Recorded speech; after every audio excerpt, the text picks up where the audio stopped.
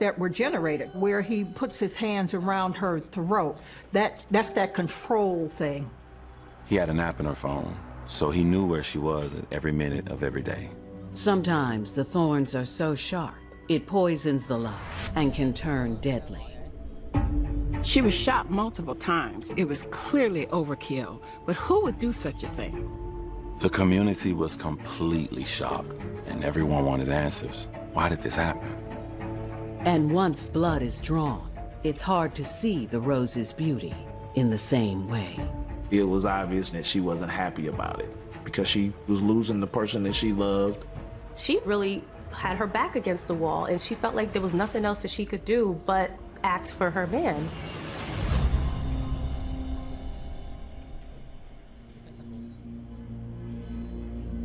November 10th, 2019, Detroit, Michigan. It's a late Sunday night on the west side of America's Motor City. Detroit was once the most affluent cities in the country, fueled mainly by the automotive industry. But as those jobs moved out, decay moved in. The neighborhood around Pilgrim and Bentler area is kind of known for drug trafficking, violence. They have a lot of vacant homes, and they have a lot of people that are homeless and just kind of wandering in that area. At 11:40 p.m., the parents of 20-year-old student 𝕊𝕦𝕝 Arnold are awaiting a text from their daughter, who should be home from her shift at work. They had a system where they would check in to make sure that they knew where each child was going to be, and when they left somewhere, to check in, give a text message to say, I'm on my way home. But that text doesn't come. When they don't get that text from 𝕊𝕦𝕝 after work that I'm on my way home, immediately sirens go off. Her dad tries calling her, and it goes to voicemail. He tries not to panic and come up with some possible scenarios. Maybe her car has a flat tire, or maybe she locked her cell phone in the car. But as it got closer to midnight with no word from 𝕊𝕦𝕝, they decided to drive closer to her job to see what was going on.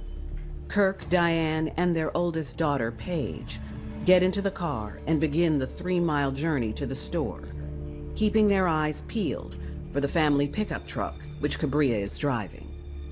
They're following the route that they know she takes to work. They don't see anything unusual along the route, but then in the distance, they hear sirens and see flashing lights and police cars. So they drive in that direction to an intersection. They see several police cars and crime scene tape set up.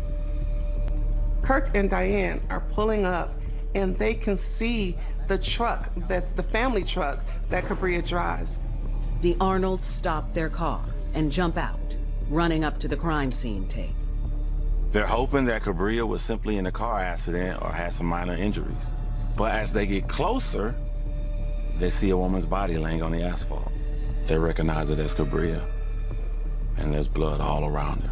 The family identify themselves to a police officer who informs them that 𝕊𝕦𝕝 has been shot to death. Diane collapses to the ground and she's inconsolable. Her husband, Kirk, is desperately trying to get answers from the detectives. Who would kill 𝕊𝕦𝕝, and why? 𝕊𝕦𝕝 Arnold was a bright, beautiful woman who grew up the youngest of 4 daughters in a tight-knit family. She attended Detroit Renaissance High School, where she was a standout athlete. 𝕊𝕦𝕝 was an amazing softball player. She made varsity her sophomore year, and that's extremely rare. In her senior year, she was voted team captain and won her team's MVP award. Her athletic prowess also landed her multiple scholarship offers from several colleges. When 𝕊𝕦𝕝 is getting these scholarships, Kirk and Diane are very happy because it takes the financial load off of the household, so they know that she's going to be able to get into one of the better colleges. I think she saw athletics as a means to an end. The scholarship allowed her to further her education without having to take out student loans. 𝕊𝕦𝕝 enrolled at the University of Michigan, Dearborn, where she majored in public health with a minor in business. She was very friendly and giving, the kind of person that would do for others without hesitation. Her friends also described her as a fun jokester, the kind that liked to laugh and make others laugh as well. There was also a serious side to the 20-year-old. Growing up in Detroit, she knew that self-defense was important. She and her sisters took karate classes, and 𝕊𝕦𝕝𝕝 herself had earned a black belt, which was quite an accomplishment for a young woman, and it boosted her confidence. One day, 𝕊𝕦𝕝's confident spirit caught the eye of 28-year-old Travis Jones. They immediately hit it off. As a young girl, usually your first time on a college campus, you notice different men notice you. Travis was charming. He's handsome. He knows how to woo a younger woman. He's had girlfriends before. At this age, he knows what a woman likes. He knows the blueprint. So he's able to kind of draw her in, give her some of the intimacy, and give her the love and support that a younger girl may be looking for. Despite the new relationship, 𝕊𝕦𝕝 remained focused on her career goals of becoming a nurse. She also took a job at a nearby grocery store to begin building a nest egg. Her parents really didn't like her working late, but 𝕊𝕦𝕝 reassured them she'd be fine because she's working close to home. As police begin processing the crime scene, several theories start to form about 𝕊𝕦𝕝's murder. It could be a carjacking, because in this neighborhood, that's really kind of common. They're used to that. Detroit is usually in the top 10 for that sort of crime, and the West Side is one of the most dangerous areas in the city. There's one obvious fact that goes against this. 𝕊𝕦𝕝's car is still at the scene. But if she put up a fight and made noise which attracted witnesses, then perhaps the carjacker was forced to flee and left the car behind. Crime scene investigators note that 𝕊𝕦𝕝 appears to have been shot at least 3 times, including one shot to the head.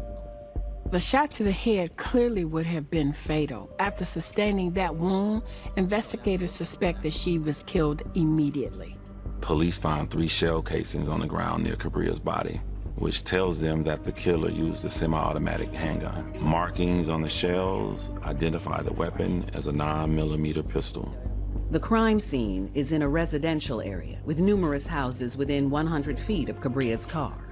There was a man who lived in one of the homes, and he was actually the person that called 911 and reported the shooting. He said he was watching TV and heard what sounded like 2 people arguing.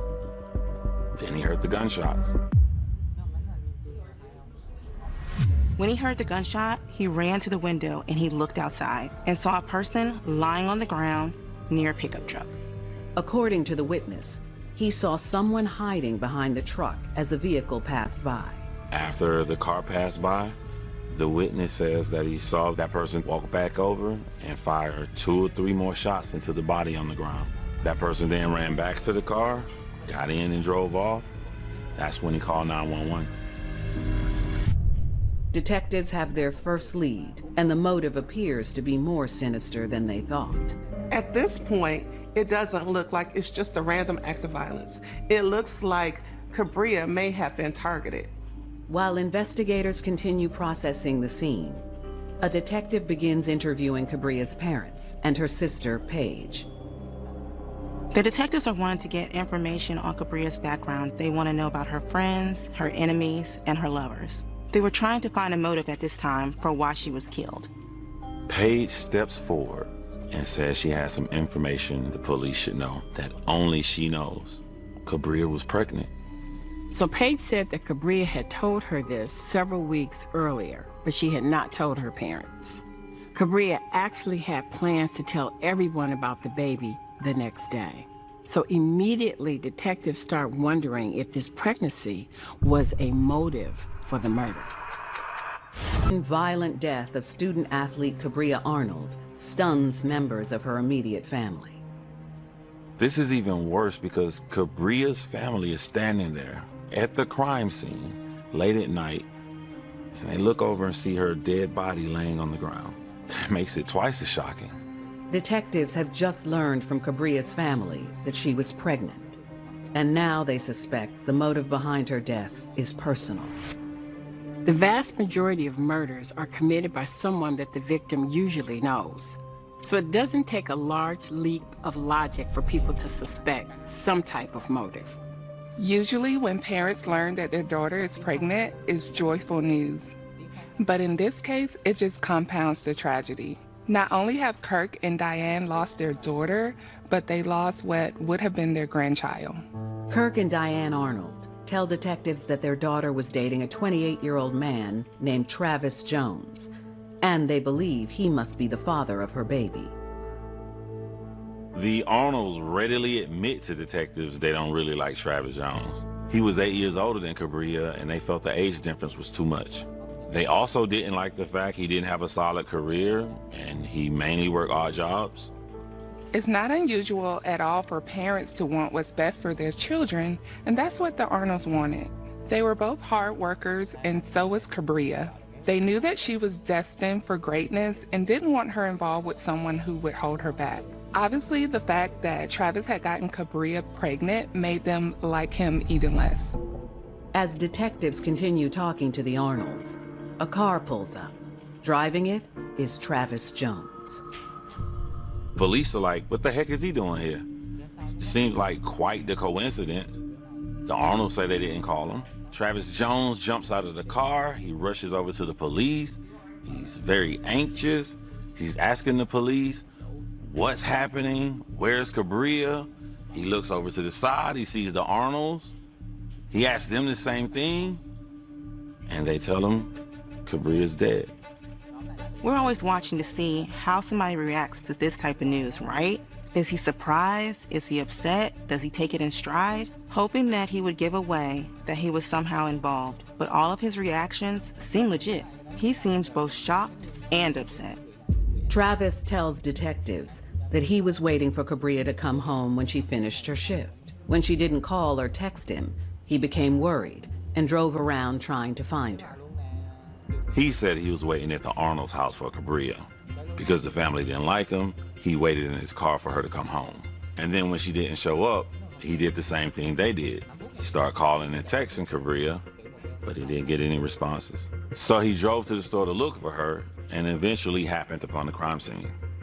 Obviously, we're not going to take anything at face value. His story seemed a little too convenient. He's the boyfriend, so he's going to be a person of interest immediately. Any person who's involved in a relationship is killed. The first suspect that law enforcement have is the significant other, the spouse, the girlfriend, the boyfriend, whatever it is. They look at them first. Police ask Travis to come down to the station for a full interview. He readily agrees. He was cooperative. He gave information willingly. He never asked for an attorney, and he freely, of his own free will, gave information to the police. He tells police again about his whereabouts that night, that he was actually waiting for 𝕊𝕦 to come home. So he became concerned and he was actually driving around looking for her. Detectives asked him if they can have access to his phone where they can download all his information as well as his GPS information, and he agrees. Travis walks detectives through his relationship with 𝕊𝕦. He said that everything was good between them. There was no issues, there was no fights. Essentially, there was no reason he would have wanted her dead. When they asked him about 𝕊𝕦's pregnancy, he acted surprised and stated that 𝕊𝕦 had not told him that she was pregnant. And then he admits that he didn't have any interest in being a father. I don't want to be a father because I don't have a job right now. I'm not in the proper space right now, but none of those things make me a murderer. As the interview continues, Travis admits to police that 𝕊𝕦 is not the only woman he is dating. He was also seeing a 24-year-old woman named Gabrielle Brantley. So as Travis is telling the police about his relationship with 𝕊𝕦, his relationship with Gabrielle, he goes on to tell them that not only is he dating these women separately, they're also friends. They go to school together, they hang out, they have conversations, and obviously during those conversations, 𝕊𝕦 is revealing about her pregnancy to Gabrielle, and the police are just taking all this information in, and it's just becoming a part of the plot getting thicker. Detectives ask him, but weren't they jealous of each other? But he claims they got along well, totally fine. They were totally okay sharing Travis. They somehow worked it out in some very mature fashion that they were going to both see Travis. They were all gonna have this lovely polyamorous life together. There are some people who live that kind of lifestyle, but it's very rare because it's so outside of the bounds of human nature. Jealousy is an extremely powerful emotion. People are rarely willing to share lovers. It's hard to believe that ℂ𝕬𝕚 would agree to actually get involved in a love triangle. Police have another suspect, 𝕊𝕤𝕚𝕚𝕝. Because if Jones is dating both of these women, it's possible that one or both of them became jealous, and that could have led to ℂ𝕬𝕚's death. Detectives ask Travis if he owns any weapons, and he admits to owning 2 guns, including a 9mm handgun. That is an immediate red factor for the detectives. He owns a gun that is the same caliber as the murder weapon. He happens to show up at the crime scene. He's dating 2 women that are okay with it. That is more than a coincidence. Homicide detectives don't normally believe in coincidences. Authorities search his home and retrieve the guns. Detroit police then arrest Travis Jones on suspicion of murder. They send the guns off to the lab along with his cell phone to corroborate his timeline. They continue questioning Jones, but he continues to point the finger at his other girlfriend, 𝕊𝕤𝕚𝕝𝕝. Police are thinking he may be doing this to throw suspicion off himself. After all, he owns a gun, ℂ𝕬𝕚 is pregnant, he doesn't want any children, so there's a lot of things pointing towards his direction. However, police still can't rule everything out. The police put out an APB on 𝕊𝕤𝕚𝕝𝕝. They certainly need to talk to her. Were these 2 in cahoots? Where was she at the time of the murder? Was she jealous of ℂ𝕬𝕚? I mean, these are questions that the police need answers to. Unusual aspects of this case is where it took place. It took place in a residential area in the middle of the night. Usually when a crime occurs on a public street, it's an indicator that it's a random crime. Even more unusual is that ℂ𝕬𝕚 was in her car. Why did she stop where she did? Why did she get out of the car? The killer was more than likely to be in their own car. So how did they get ℂ𝕬𝕚 to stop? These are all questions that police need to answer to be able to find a suspect. Police have arrested ℂ𝕬𝕚 Arnold's boyfriend, Travis Jones, for suspicion of murder. But Jones claims he had nothing to do with his girlfriend's death and points the finger at his other lover, 24-year-old 𝕊𝕤𝕚𝕝. There's a lot of evidence that's pointing towards Travis Jones, but detectives have to keep an open mind, especially in a case where you have more questions than answers. Investigators need to do a deep dive into 𝕊𝕤𝕚𝕝𝕝. Unlike ℂ𝕬𝕚 Arnold, who grew up in a strong family unit, 𝕊𝕤𝕚𝕝𝕝 found herself alone at a young age. She came from a very difficult childhood. Her parents lost custody and their rights were terminated. So she was in that foster care system, right? Anybody that's been part of this foster care system, sometimes it's just a pass-through. It's not ensuring the kids' well-being. It's not ensuring that the kids can go to the next phase of life successfully. There's no support system. Gabrielle became pregnant at 17, but she was determined to avoid the traps that often ensnare young mothers and worked hard to finish high school. She was full-time, taking care of a child, working, doing what she needed to do to just survive, because she's been in survival mode for quite some time throughout her young life. She's really pulling herself up by her bootstraps. She's going to U of M, Michigan, Dearborn. She's going into the nursing program, which is a very hard program. She has her own place. She's working. She's really doing it. She's making a life that she didn't have previously. While there, Gabrielle begins a relationship with Travis Jones. Gabrielle is a young mom, hustling her way through life, always in survival mode. And here comes this guy, Travis, older gentleman, and he sweeps her off her feet. He's definitely sweet-talking her. Travis, of course, doesn't tell her that he's a player, right? That he's also dating ℂ𝕬𝕚. And so Gabrielle thinks she's in a monogamous relationship with him. Gabrielle becomes pregnant and looks forward to having another child. She doesn't tell Travis about this, not immediately, but she's very excited. She feels that she's met the man of her dreams, who's spending a lot of time with her. And now she thinks this will cement their relationship. But just a few months into her pregnancy, Gabrielle miscarries. A miscarriage can be an emotionally devastating event for a young woman, and it seems to have hit Gabrielle hard. Police quickly track down Gabrielle and bring her in for questioning. Like Jones, she's very cooperative with the detectives. She said she was home all night and had absolutely nothing to do with the shooting. But she was home alone, and there's no one who can confirm her alibi. Gabrielle admits she knows ℂ𝕬𝕚 Arnold. Like Travis Jones, she claims that she and ℂ𝕬𝕚 were not romantic rivals, but friends. Gabrielle says she and ℂ𝕬𝕚 were attending the same nursing program and met in one of the nursing classes. According to Gabrielle, when they first met, they had no idea they were dating the same person. But as they began talking more and more, they quickly realized they both were dating Travis Jones. Ordinarily, learning something like this would immediately end any friendship, but Gabrielle claimed that it didn't. She actually claimed that it made them closer. Not only did they go to school together, but they would go bowling, to the movies, ice skating. They were together constantly. Gabrielle answers every question from detectives. But when they ask her for her cell phone, she explains that she recently lost it. That stood out to detectives. Now, it may be true, people do sometimes lose their cell phones, but it strikes detectives as a little too convenient. Phones are huge sources of information for detectives. Everything is on a cell phone. Who they're talking to, texting with, what they're saying.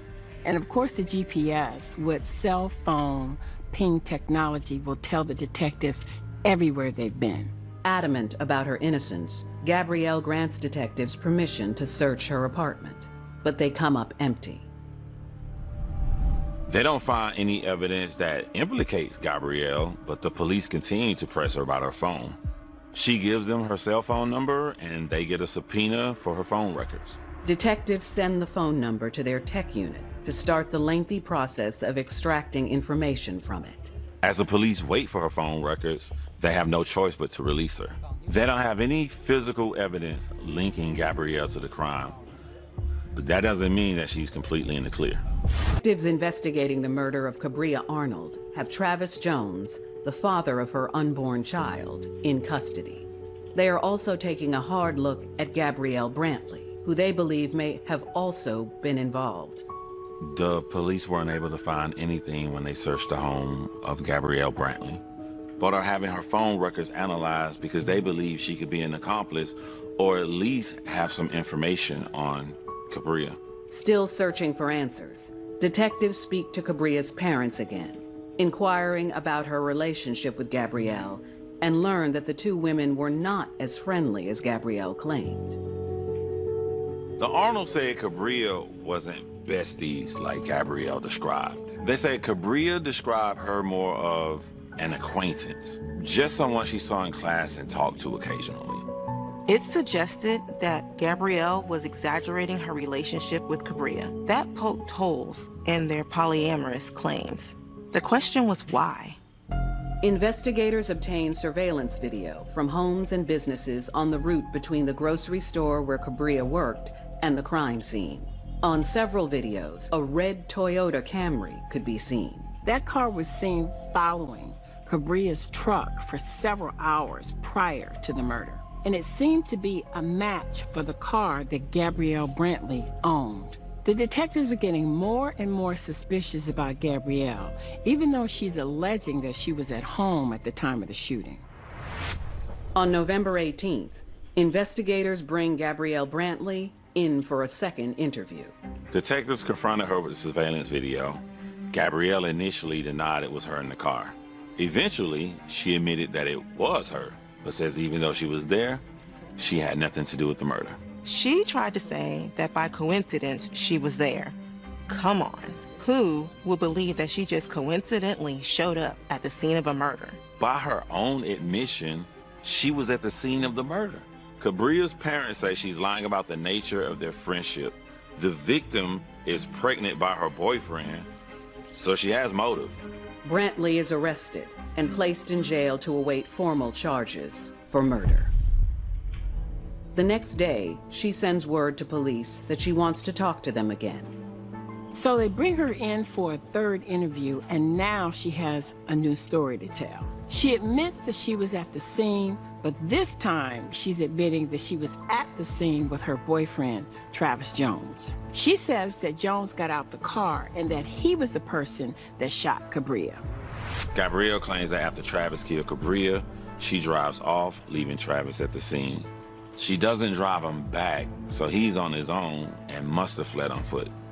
Her story has some problems. Why would she drive him there and then leave him behind? It seems like she's trying to create a story where she's completely innocent and the police are not buying it.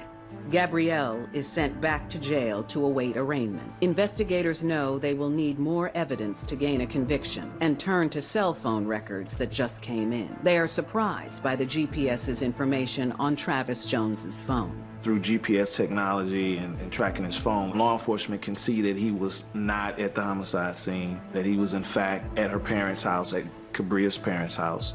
It actually seemed to corroborate his account that he had actually gone out looking for 𝕊𝕦𝕝𝕝, had driven to the store where she worked, then drove up and back to her parents' house. That phone was never at the crime scene. Detectives now turn to Gabrielle Brantley's cell phone records. Gabrielle's phone was not at the scene of the crime, which further complicates all the crime scene evidence. So far, investigators are not able to tie either one of them to this crime. The GPS information showed that it was pinging off 2 towers near Gabrielle's apartment. It was not at the intersection where 𝕊𝕦𝕝𝕝 was murdered, so it didn't implicate her at all in the shooting. But police know Gabrielle was there. She even admitted it. That suggested that she left her phone at home on purpose, creating the illusion that she was never at the scene, essentially creating an alibi for herself. Detectives did notice something unusual in the phone records. There were 5 calls on the evening of the murder from one particular phone. And when they traced the number, it came back to a burner phone. A burner phone is an inexpensive prepaid cell phone that does not require a standard contract. Some people may buy a burner phone because they don't use their phone a lot or they can't afford a more expensive phone or plan. Some people may buy burner phones for criminal activities because they feel like they're harder to trace. When investigators ran that particular number, it came back to a phone that was manufactured by TracFone, which is one of the largest no-contract phone sellers. Detectives contact TracFone. While the company can't tell them who bought the phone, records do show that the phone was sold by a Walmart store in West Detroit before the murder. The store was just a few miles away from where the murder took place. GPS records show that the phone was actually in the area of where the murder occurred. TracFone records not only show where the phone was purchased, it also shows the exact date and time of purchase and where it was activated. So detectives go to Walmart to see surveillance videos and cash registers. Detectives believe that Travis Jones was the person that actually purchased the phone, and that he had used that phone when he committed the crime, and then used the other phone to create an alibi. But when they examine the Walmart surveillance video, detectives do not see Travis Jones. They see Gabrielle Brantley purchasing the phone. That seemed a little odd because the TracFone made 5 calls and they were all to Gabrielle's other phone. Why would she be calling herself? Detectives figured maybe she was checking to see was the other phone working. This firmly cemented the idea that Gabrielle was involved with the murder. She admitted being at the scene, and this confirmed that she was there. She claimed that she didn't do it, but why then did she buy this phone? Investigators still suspect that Travis Jones was also involved. Travis Jones admitted to the police that he didn't want to be a father, and Gabrielle quickly changed her story to say that Travis shot her. The detectives think that they're both involved with this shooting, but do they have enough evidence to prove it? That's the real question. Walmart surveillance videos show that Gabrielle Brantley bought a burner phone that was at the scene of Cabria Arnold's murder. Investigators also think that her boyfriend, Travis Jones, played some role in orchestrating the shooting. Jones' phone records do not place him at the crime scene, so everything is quickly pointing to Gabrielle. But they still hadn't cleared Travis because they were waiting on the ballistics from the gun that they recovered from his home. They believe that it will match the murder because it's the same caliber as the gun used at the shooting. When investigators received the ballistics report, they learned the shell casings from the 9mm gun do not match those found at the crime scene.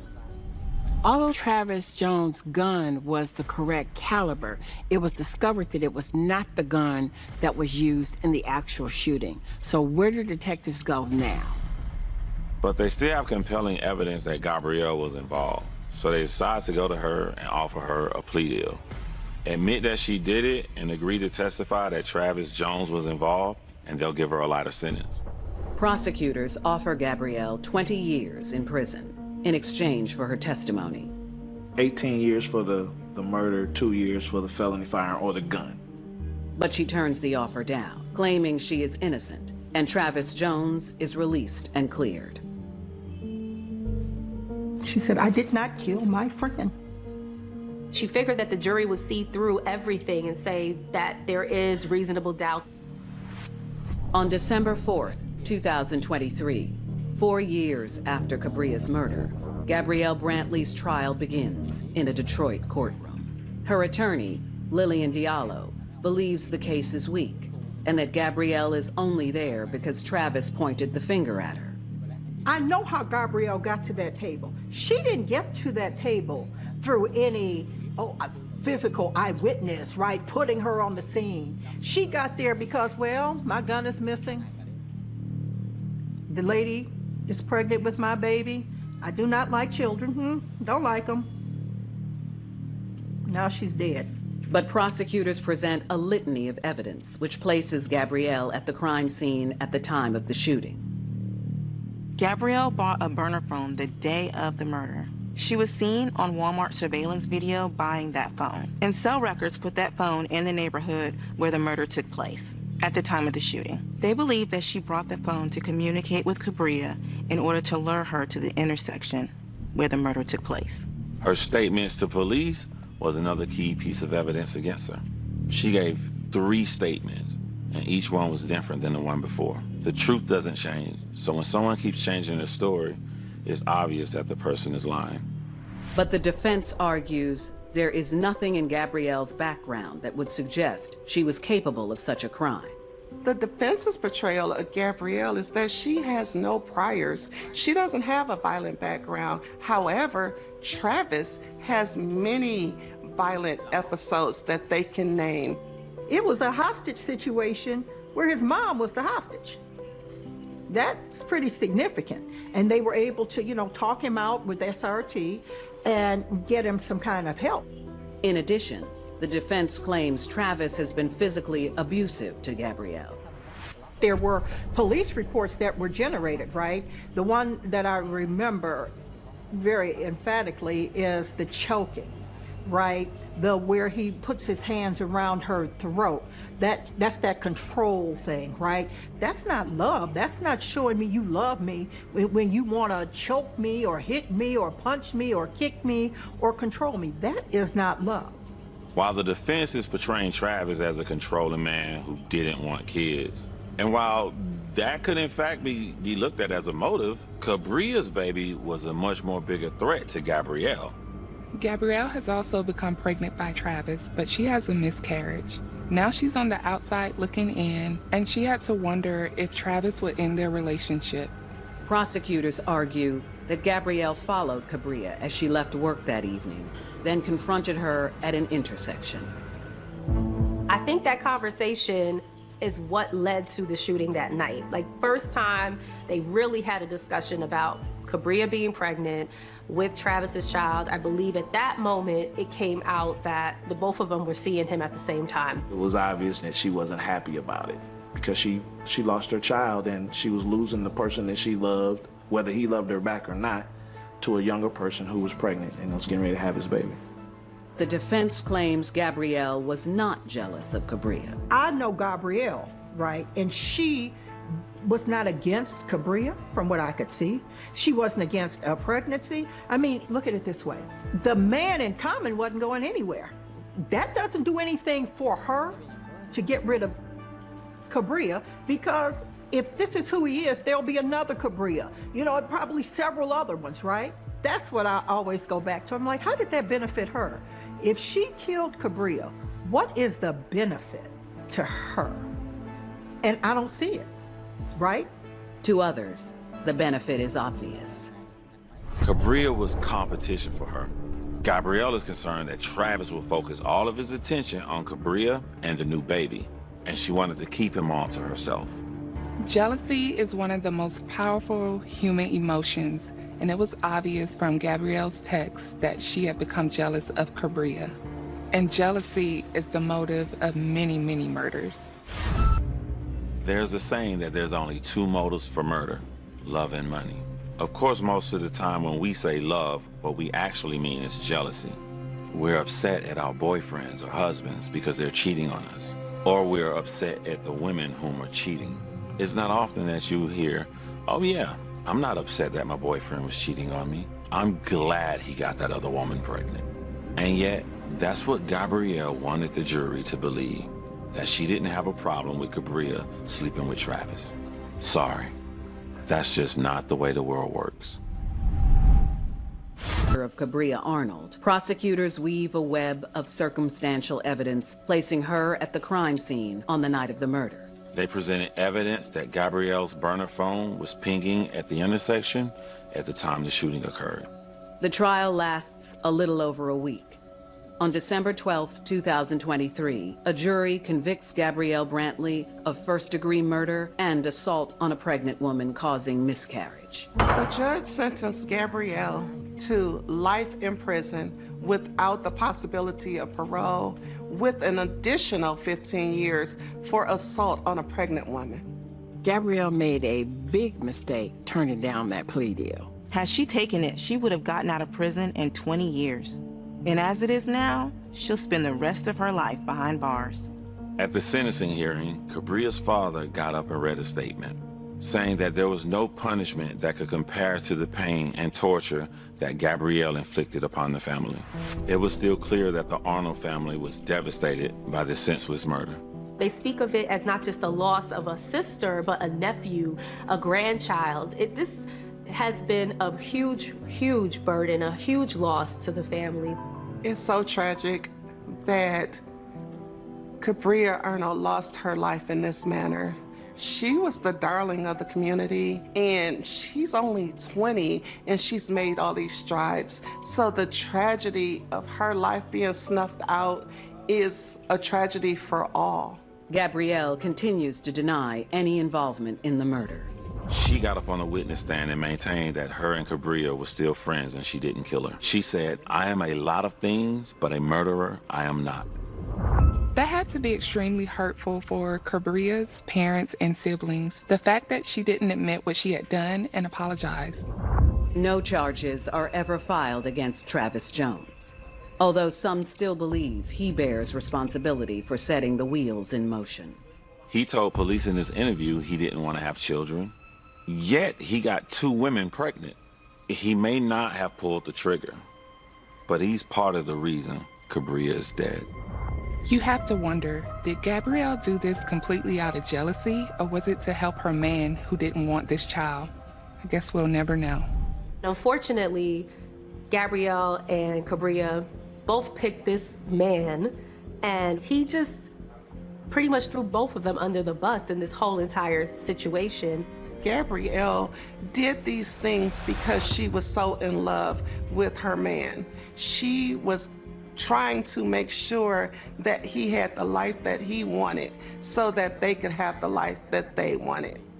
So to all the ladies, young ladies, whomever, we have got to start being more sisterly towards one another, right? We have got to stop seeing each other as our competition. I am not your competition. If I can give you a hand up, I will give you a hand up. We have got to stop the hurting part. For many, A rose is the ultimate symbol of love, something to be nurtured and cherished. But sometimes, when you squeeze too tightly, the thorns can leave you red-handed, and the pain may never go away. Sign she's been dreaming of. Oh, she fell for him very hard. His looks and charm and his streetwise ways. But when money runs low, Keisha...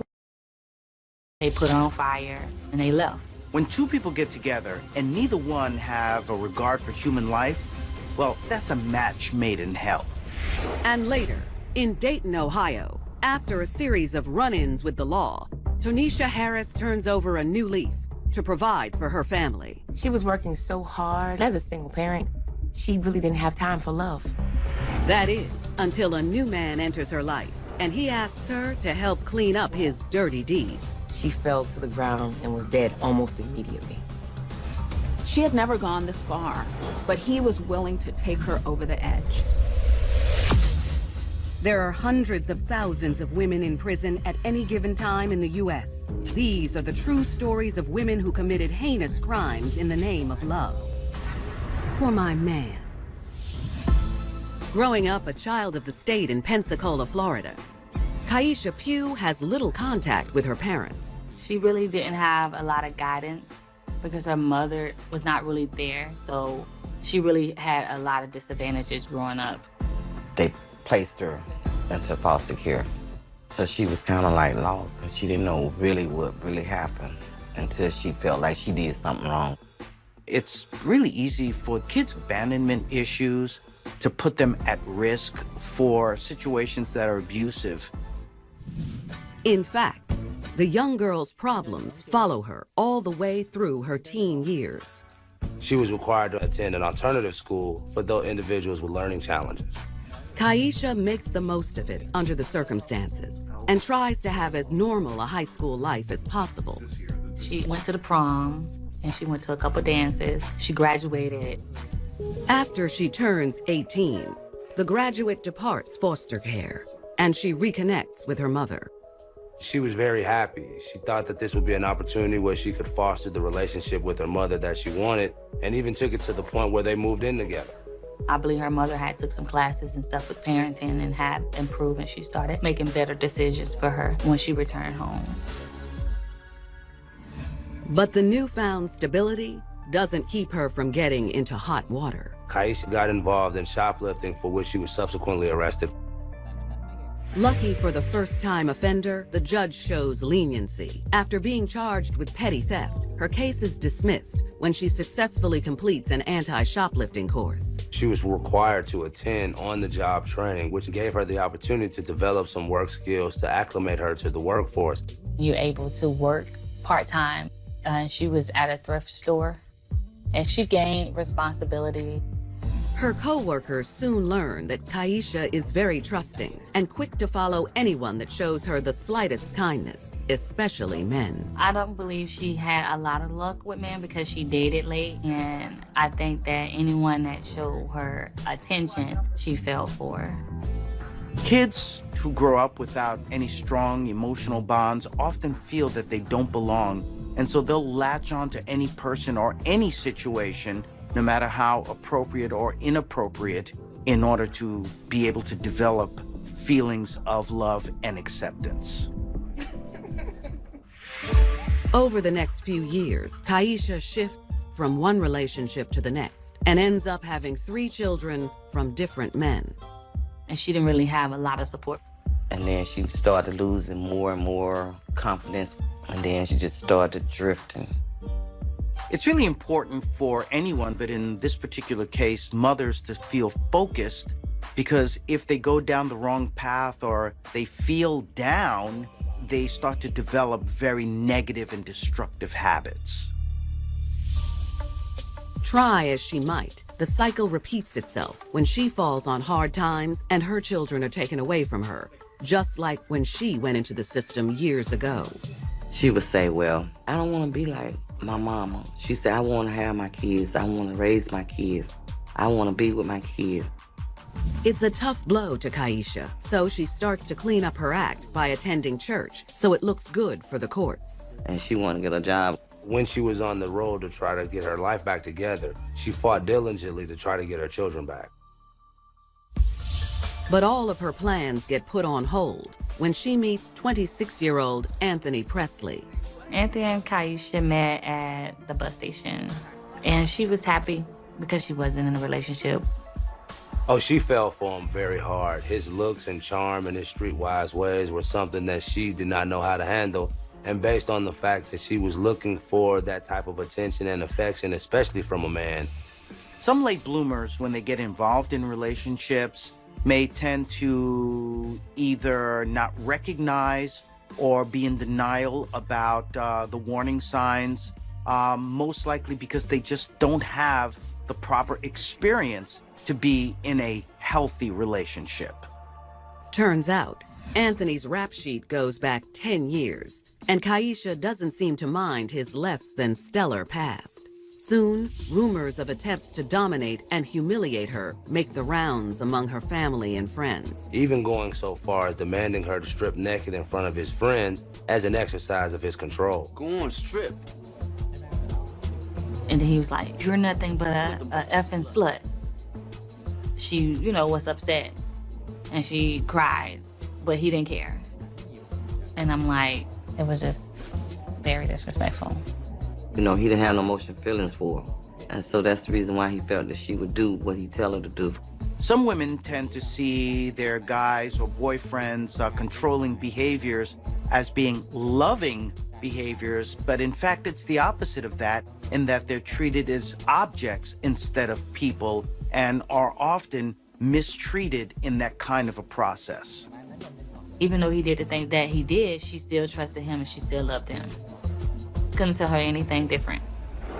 Despite his questionable behavior, the two become an item, and Anthony introduces her to his cousin Gregory Williams and Gregory's new girlfriend, Melinda McCormick. Gregory and Melinda had only been together a few months, and all four of them would enjoy each other's company and go over Melinda's house and hang out from time to time. As Gregory and Melinda get to know each other better, he learns about a dark chapter in her life that is finally turning around. Not too long before this, Linda suffered a car accident and she was expecting a large sum of money on her Social Security card. Soon after, Anthony listens intently as his cousin spills the beans and a dark plot brews. Well, they intended to beat Melinda and take her property and money.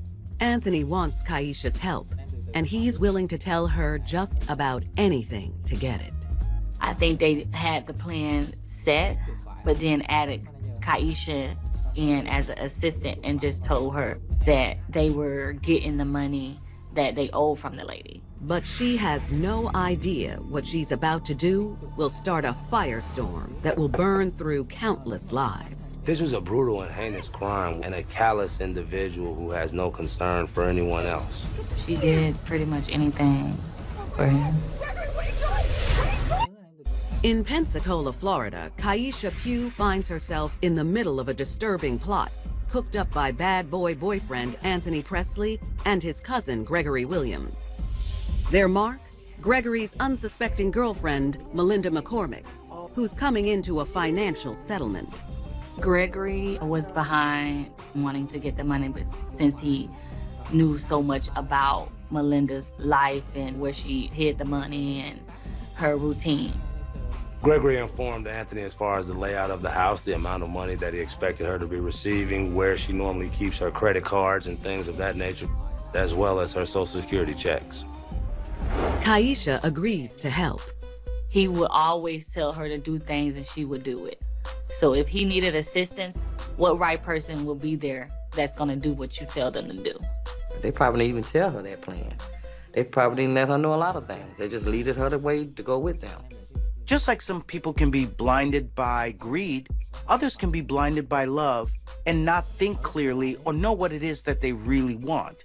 And that's why they'll go to very extreme measures in order to keep that relationship. On the eve of Easter Sunday, the gang chooses their weapons in preparation for the impending attack. The trio went to Gregory's mother's house where they armed themselves with a variety of blunt objects. 𝕊𝕬𝕦𝕝𝕝 had a lead pipe, Anthony had a crowbar, and Gregory had an hammer. Not only is she showing her devotion, but she's demonstrating that she's willing to just gamble away her future and her freedom. Around midnight, they place the items in a duffel bag and head over to Melinda's. An unsuspecting Melinda has no idea what lies in wait outside her door. She opened the door and let these friends in as usual. However, once she turned her back, Gregory pounced on her and began choking her out on the floor. Next, 𝕊𝕬𝕦𝕝 proves to Anthony just how down she is. 𝕊𝕬𝕦 stepped over her friend and began beating her in the head, prompting Melinda to cry out. Relentless in their assault, the three take turns beating her, each with their respective tools. The torture that she went through and the weapons that they used was very devastating. 𝕊𝕬𝕦𝕝 shows no restraint as she beats Melinda. So therefore, if you're there, everybody participates, or else you're considered a weak link. So if she didn't participate and show that she was fully committed to this incident, she might have been the next victim herself. She'd never been through that experience, you know, with somebody beating somebody. I think she was more scared and in a state of shock. Melinda suffers over 40 blows to her head, but still holds on for dear life. This was probably the most horrifying thing that a person can imagine, being beaten to death. Over and over again, blows raining down on your head until you lose consciousness and all hope of any survival. Once she is subdued, the three ransack the house, looking high and low for her Social Security benefits card and anything else of value they can get their hands on. During the beating, I believe that they were going around the house looking for the items, looking for the CDs, DVDs, and trying to find the Social Security card. She wasn't alone as being a father and being scared. She was doing what her man asked her to do. The card is nowhere to be found, so they make the hasty decision to burn the place down. I guess they made a decision that they was gonna kill her. After ransacking her apartment, Anthony directed 𝕊𝕬𝕦𝕝𝕝 to burn the sheets while he went around and set the house on fire while Gregory watched. Once they get to the point of no return, they know that they've got to go through the entire plan or risk getting caught. And if one goes down, then they all go down. In a matter of minutes, the flames consume everything in their path.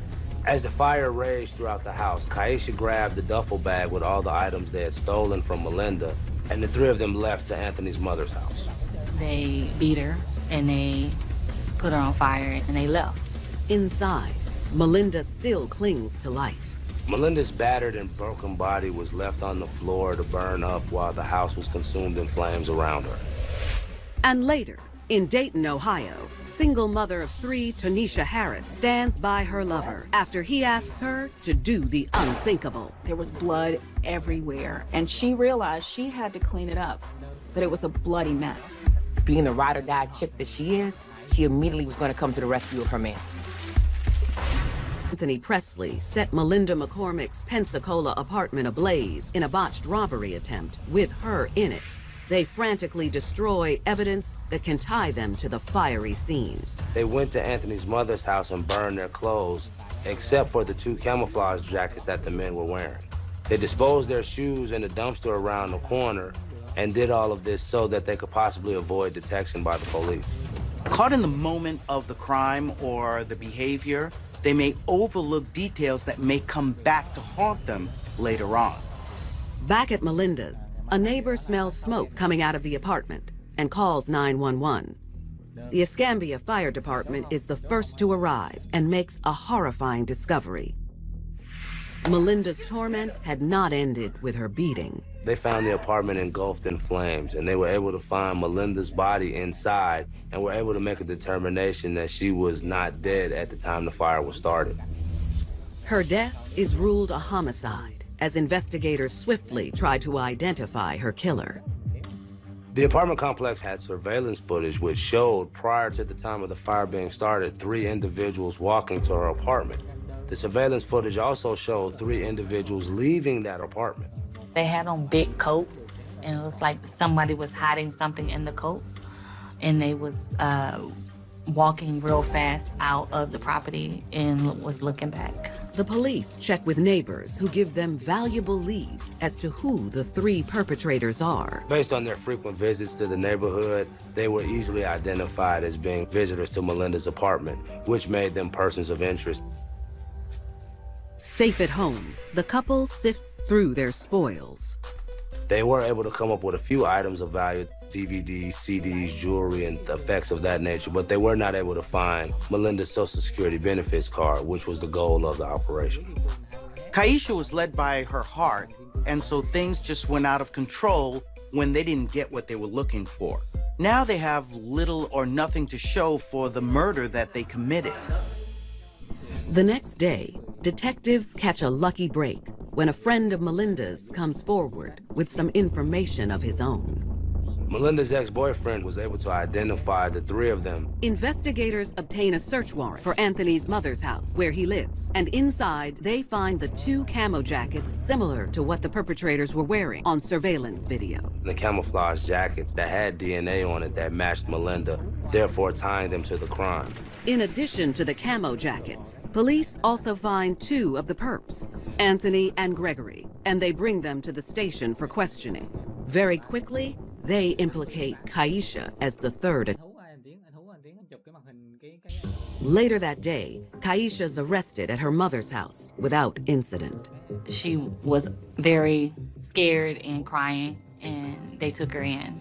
Whenever she did get arrested, she told the truth of how it happened. The days of standing by her man are over once she sits down on the interrogation chair and starts spilling the beans. She said that she was there, and she described the materials that they hit her with, and she gave them step by step of what happened from the beginning to end.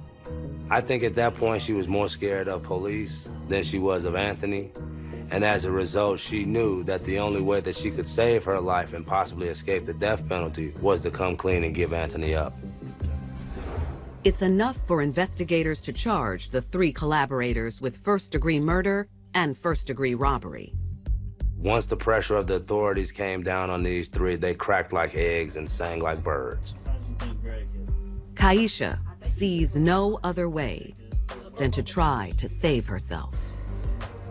She takes a deal and pleads no contest to second-degree murder and arson.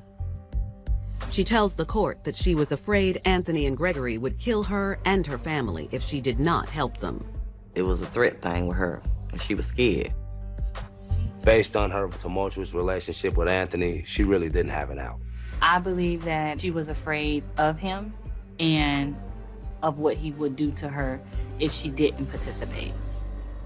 At sentencing, the court shows no mercy, and 𝕬𝕬𝕝𝕝 receives 2 concurrent 30-year sentences. Anthony Presley pleads no contest to second-degree murder and arson and receives a total sentence of 60 years.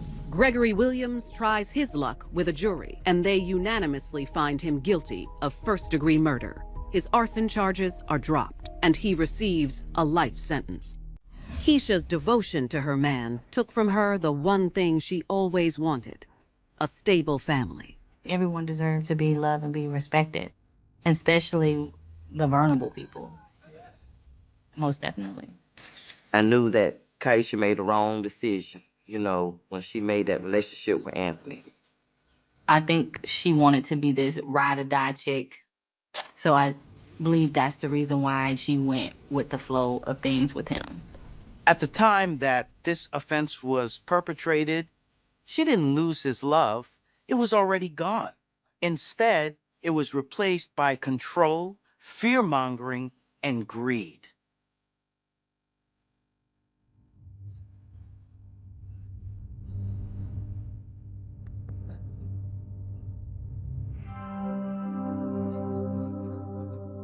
Keisha Pugh was hoping her love and devotion would keep her close to her man, but that relationship only went up in flames.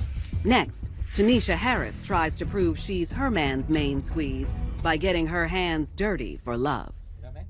In Dayton, Ohio, a young Tanisha has always pushed the boundaries set by the grandmother who raised her. Tanisha's grandmother was very protective of her, and they were Jehovah's Witness. So that meant there were restrictions on what she could wear, what she could do, and she really didn't have a life outside of that house. And the older she gets, the harder it is to rein her in. She began to rebel against the principles that her grandmother taught her. Rebel against her religion and began to turn into the good girl gone bad. By the time she's an adult, she transitions from breaking curfew to breaking the law. When she was 22 years old, she had been in trouble for forgery. She was wanted by police for stealing a car and also illegally handling a firearm. When children grow up in a very strict household and they get that taste of freedom, they sometimes just go buck wild because it's really new to them. Bad behavior and several bad relationships later, Tanisha finds herself alone and the mother of 3 young children. Now a single mom, she focuses on supporting her brood any legal way she can. Tanisha had only a high school diploma, which limited a lot of the jobs that she can get. She was trying to turn her life around and become a better example for her 3 kids. She wanted to make sure they had a better future. She was a cashier, she worked as a housekeeper, and even an icer at a local bakery. Part of being a parent is learning how to put the needs of your children before your own needs. Some parents learn to do this in time, some it takes them a very long time, and there are some who just never learn that most valuable lesson of parenting. With all her hard work, Tanisha's life seems to be getting back on track. But without a partner to share the burden, she finds herself increasingly lonely. As any single parent, you're going to be busy, and when you have 3 children, that takes up all of your time pretty much. So when 26-year-old Antoine Anderson enters the picture, she believes she can finally have her cake and eat it too. The day she met Antoine, things changed for her. She saw a kindred spirit in him. She was quite smitten with this young man. They soon learn that their similar experiences give them a special bond. Antoine had an unsavory past. He had some run-ins with the law, but so did Tanisha. He had actually been arrested about 6 times for a myriad of crimes, resulting in convictions for felonious assault and robbery. His past only draws them closer. Together, these former outlaws will kick their wild child pasts into high gear. He called Tanisha in a frenzy and has the audacity to ask her to help clean up the crime scene. She was going to ride with him until the wheels fell off. Native Tanisha Harris and her new man, 26-year-old Antoine Anderson, bond over their criminal past. They really wanted to work hard at building a great future together. Opposites attract is not the only rule of thumb when it comes to love. As a matter of fact, statistics show that people who come from the same backgrounds actually do better in relationships. Tanisha can't believe her luck when she learns that Antoine is not only handsome and charming, but likes children. Most men would actually be scared of dating someone with multiple kids, but not Antoine. Here's a guy who's flirtatious, who's giving her the attention she wants, and he's not bothered by the fact that she has 3 kids. He actually relished the time that he spent with the kids. He began to take on a fatherly figure role with them and tried to spend every moment he could with Tanisha and her family. The lonely mom has finally found a love she hopes will last forever. Antoine seemed like a perfect catch. Her kids loved him, she loved him, and it seemed like this was the guy. He gave her the one thing she always wanted, which was family. And she's okay with that. Tanisha was working multiple jobs. She had 3 kids that she had to tend to. And Antoine took this as an opportunity to spend time in the bed with the side chick. When a woman has been craving attention for some time, they're often blinded to the fact that the person they are attracted to is really bad news. The fact that she was willing to share him with another woman showed you how desperate she was for love. Like Tanisha, 25-year-old 𝕊𝕤𝕚𝕝 also finds herself attracted to Antoine's charismatic charms. When Tanisha was at work, Antoine would see Nichelle. ℂ𝕣𝕚 was an Air Force reservist and single mom to a 4-year-old son named Zayden. He became a master at splitting his time between the two women. Still, at the end of the day, Antoine would always come home to Tanisha. She was willing to put up with his infidelity as long as she remained his number one. When a man is involved in two relationships, quite often there is the main one, the one that we call in street vernacular, the main squeeze. And for Antoine, Tanisha was that person. That's the one who was not only primary, but the one he didn't want to lose. And to keep his number one gal completely happy, Antoine gets an idea where they can both get something out of his extracurricular love life. ℂ𝕣𝕚 had a pretty good income, and he started to capitalize off of it, to steal her bank accounts, to steal her credit cards, and to get all of that information so he could actually siphon through and get some money. So one day, when she wasn't looking, he walked up to her purse and grabbed her debit card. Once he got the card, he immediately gave it to Tanisha. Tanisha was not willing to push back because she was hard up for cash. She wanted money, and this was free money. And not only was it free, it was from his side chick. The fact that Tanisha knew that she was the main squeeze and ℂ𝕣𝕚 had no clue that Tanisha was in the picture gave Tanisha a sense of power and yet another secret that she could share with Antoine. She and Antoine go shopping at department stores throughout Dayton, and also withdraw cash to shop to their heart's content. For 2 days, the couple lives the high life, but their free ride doesn't last long. ℂ𝕣𝕚 started to notice that she didn't have as much money in her account. She called the bank several times and was trying to figure out what was going on. She suspects her lover might have something to do with her dwindling funds and mentions it to him. Antoine plays dumb and denies knowing anything about it.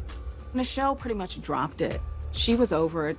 It's possible that she believed him, but most likely she just didn't want the confrontation and was just hoping that it would just play itself out and have perhaps some sort of a good resolve.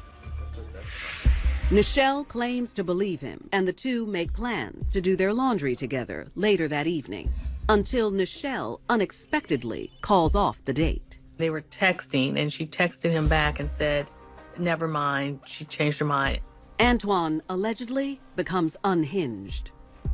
He became alarmed when she decides to abruptly change her plans. Antoine got paranoid and thought that ℂ𝕑 suspected him and that she would go to the police. Not wanting to take any chances on serving more time, he decides to take matters into his own hands. Instead of telling Tanisha that he thinks they're about to get caught, Antoine actually decides to act very quickly. Knowing Tanisha and the kids are out of town, Antoine invites ℂ𝕑 over to Tanisha's place, since ℂ𝕑 lives with her mother. Then, he puts the next part of his plan in motion. He texts ℂ𝕑 and insists that they spend the night together. All right, see you in a bit. Antoine drove to ℂ𝕑's house and waited outside for her and her son to come out. He then drove them to Tanisha's house. Police theorize that once they arrive, Antoine leads an unsuspecting ℂ𝕑 down to the basement. ℂ𝕑 was thinking she was there to wash clothes. As ℂ𝕑 began to unload her laundry bag, that's when Antoine made his move. Paris's live-in lover, Antoine Anderson, has commandeered her house while she's away, so he can silence his mistress, ℂ𝕤𝕚𝕚𝕝, after stealing and using her credit cards. So Antoine picked up ℂ𝕑 and her son and brings them over to Tanisha's house. Her back was turned to him as she was unloading the laundry. According to theories of the crime, this is when Antoine takes the opportunity to silence ℂ𝕑 for good. He shot her twice in the back of the head, and she was dead instantly. No one knows for certain what happened to ℂ𝕑's young son, Zayden. Forensic reports suggest he met a similar fate in Tanisha's basement. We're not sure what Antoine's involvement was in Zayden's disappearance or death, but if he did do something, then reality, Because the bottom line is, it was an innocent child, and he didn't have to include this child in such a ghastly, horrific crime. Antoine then goes to work, getting rid of the evidence. He threw Nichelle's body into some trash bags, hauled it into the trunk of Tanisha's car, and then drove to the banks of a river and dumped her body under the guise of night where no one could see. At that point, we don't know where Zayden was or what happened to him. When the deed is done, Antoine reaches out to the one woman he knows will stand by his side. He called Tanisha in a frenzy. He told her what happened, and he asked her to help him get rid of some of the evidence. What? He had the nerve to commit a murder in her house, and then the audacity to call her and ask her to clean it up. She was willing to take whatever Antoine would give her. He gave her the feeling of a family unit, and with that came murder. In many ways, he may have felt in his very warped mind that that was the least that she could do, because ultimately he was protecting her, at least in his own mind, throughout the whole series of events. Tanisha is stunned, but she knows her man needs her. Even though she wasn't a stranger to crime, Tanisha had never been involved in anything as serious as murder before. She had a big choice to make. Was she willing to take that next step to be involved in this crime? Ever the devoted girlfriend, she agrees to clean up her man's mess. Some women in this kind of a situation may see this as being their future, their everything, and therefore now they only care about this particular family unit that they're part of, and to hell with everyone else. Tanisha rushes home with the kids, and while they're distracted elsewhere, she does exactly what he says. Tanisha started cleaning up the crime scene, and she did her best to make sure there was no DNA evidence or any evidence that Nichelle had been there that night. After she finished cleaning, she gathered all of the dirty rags and any leftover evidence and threw them in trash bags. She and Anton actually got in the car, threw them in the trunk, and he disposed of them in various locations around the Dayton area. Once they believe they're in the clear, Tanisha and Antoine go about their lives as if nothing happened. But across town, Nichelle's mother grows concerned over the sudden absence of her daughter and grandson. 4 days after Nichelle and Zayden were last seen, Nichelle's mom filed a missing persons report with Dayton police. Police start their investigation into the mother and son's strange disappearance. Detectives looked at Nichelle's cell phone records and noticed that the last person she talked to was Antoine. Nichelle's mother doesn't recognize the name, so police reach out to Antoine directly by phone. He is polite and cooperative and agrees to their request for an interview. But on the scheduled day, he has other plans. The police asked him to come in for questioning, but he never showed up. And so he became a major person of interest. So much so, they are more eager than ever to locate him. The police teamed up with a fugitive apprehension team, and they began tracking Antoine's moves. One day during their surveillance, they saw Antoine actually leaving Tanisha's house. So as he was pulling out of the driveway, they began to follow him. But Antoine soon realizes he's being tailed. They tried to pull him over. Instead, he kept going, didn't stop, and then he jumped out of the car. He flees on foot and refuses to be cornered. He ran into a wooded area, and he pulled out a gun. Dayton police have Antoine Anderson on the run after they attempt to bring him in for questioning, following the disappearance of Nichelle and Zayden McKnight after leaving his girlfriend Tanisha Harris's place. The officers tried to pull him over. He kept going, but then he pulled over, jumped out of the car, and ran through a wooded area. It turned into a real big standoff. Realizing there's no way out, Antoine makes one last fateful decision. He grabbed his gun and took his own life. 26-year-old Antoine Anderson is dead from a self-inflicted gunshot wound to the head. He took the easy way out. It's really difficult to explain why someone would commit suicide in a situation like this. Perhaps it's survival in a surreal level. Perhaps it's a level of desperation. Perhaps it's even cowardice. But this is something that we'll never have a clear answer to. Tanisha is crushed by the news of Antoine's death. When she found out Antoine took his own life, she was devastated. This was her love. This was the love of her life that she was willing to do anything for. And he no longer was with her. All of the hopes and dreams she had about their future together were immediately dashed. Surviving a loved one's suicide is difficult enough because you have the grieving process, you have no real answers as to why that person took their own lives. So the folks that are left behind are in shock, they're grieving, they're confused. But in this particular case, you're adding insult to injury in that he left her in a predicament, a criminal predicament, and she was now on her own. She had to work it out and figure it out by herself.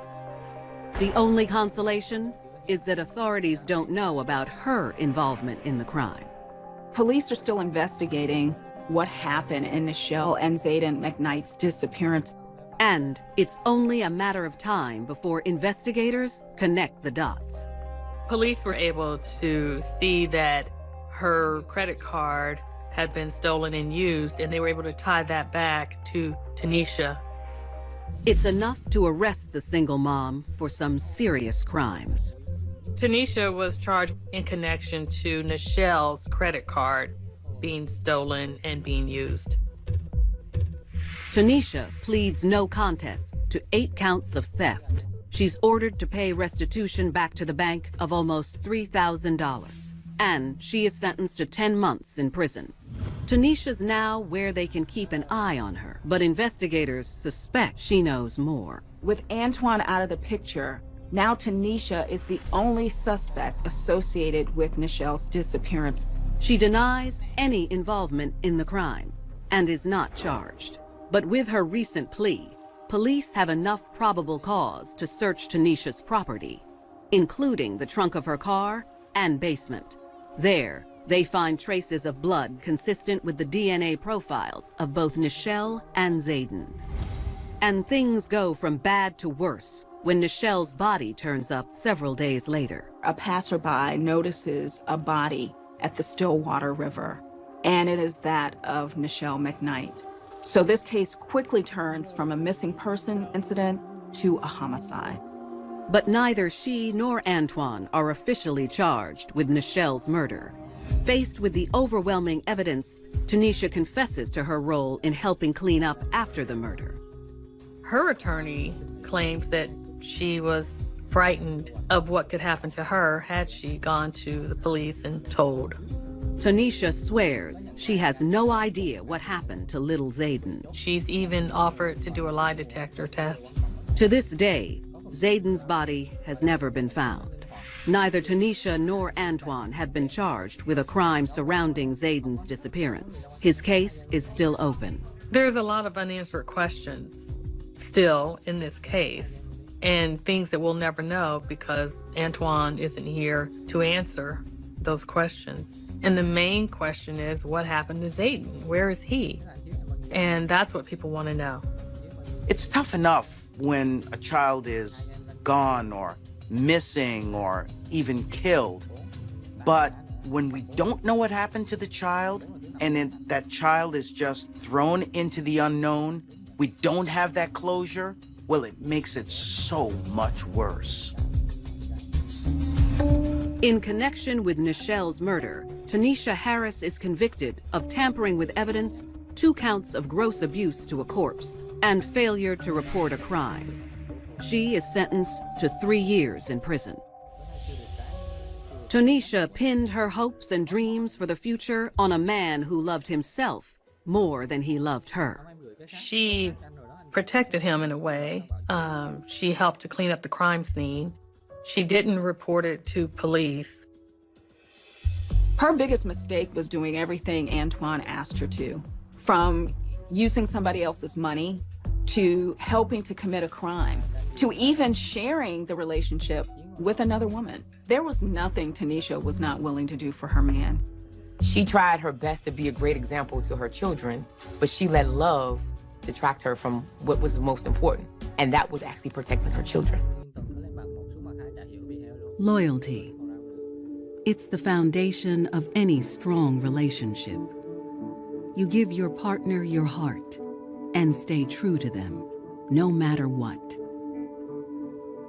But trust and loyalty are things to be earned, not given away on a whim. Trusting too soon or too blindly can leave you exposed, vulnerable, open to manipulation. And when you finally see the truth, you realize you've been all alone the whole time.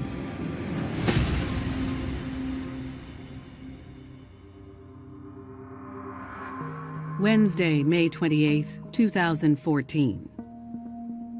It's a quiet spring morning in Fort Gaines, Georgia. Fort Gaines is a small town. It's located about 3 hours southwest of Atlanta, on the Alabama border. We have about 1,300 people. It's a good, close community where everybody knows everybody. But just after 9 a.m., a local resident is taking out the trash when he spots something disturbing. We had seen a person lying face down. He runs over to see if there's anything he can do. There was blood on his clothing. He realizes the person is non-responsive, that they are indeed dead. The man immediately calls 911. Officers from both the Fort Gaines Police Department and the Georgia Bureau of Investigation quickly arrive on the scene. We're a small department. It's hard for us to do some of the high-tech crime stuff that the GBI have.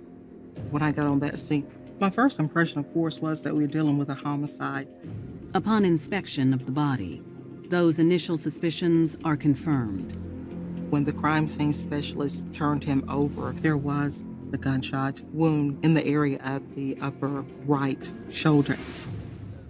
Based on the condition of the victim's body, GBI agents believe he was killed within the last 12 hours. The estimated time of death was between 10 p.m. and 2 a.m. that morning. They think he died right there on that dirt road. With his pockets being pulled out in the position that they were, it appeared that somebody had rummaged through them. It appeared to be an armed robbery. But soon, investigators will discover this is no ordinary robbery. Rather, it's a deadly tale of blind devotion that pushed one woman to give up everything to protect her man.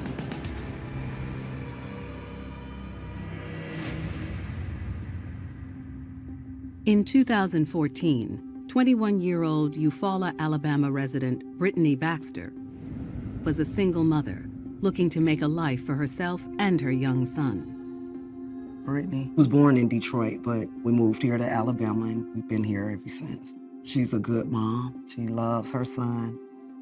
She had a sweet personality. She more quiet, laid back, but at the same time, Brittany, she's determined. Brittany got a lot of goals and dreams. She loved children. She always wanted to help people. She was always the person I can go to and confide in. She would always give me advice on things. Even though Brittany was a single mother, she had plenty of support from her loving family and friends. The baby father was not going to be there for her and the child, but she knew that she had family to help her.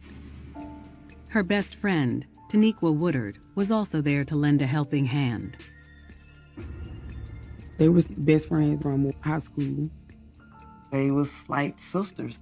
You always see one, you see the other one. But even with the support of her friends and family, being a single mother could get pretty lonely. Now, in the spring of 2014, after almost a year on her own, Brittany felt it was time to start dating again. She wanted somebody to just understand her.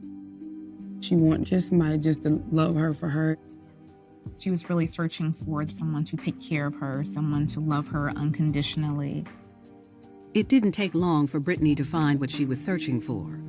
When she met a handsome 24-year-old man online named Lawrence Jones.